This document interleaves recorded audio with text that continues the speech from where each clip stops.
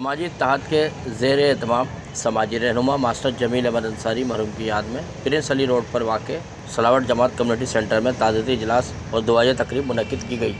इस मौके पर हदिया नाज़ रसूल सल्लल्लाहु अलैहि वसल्लम पेश करने की सआदत रज़ा शिरानी ने हासिल की।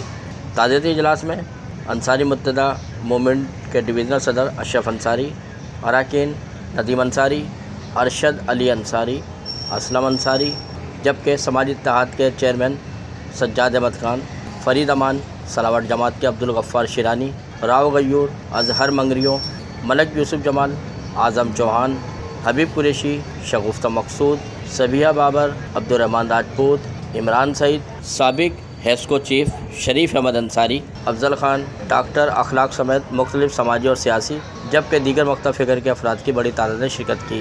दुआया तकरीब में मुकर्रिर ने खिताब करते हुए कहा कि मरहूम जमील अहमद अंसारी की समाजी, सियासी और बिलखुसूस स्पेशल अफराद के लिए दी जाने वाली खदमात को सराहते हैं। इस मौके पर मरहूम को खराज अकीदत भी पेश किया गया। बाद मरहूम के असल सवाब के लिए फातह ख़्वानी भी की गई। कैमरामैन उमर हयात कैमरा अरशद अंसारी, डोम न्यूज़ हैदराबाद।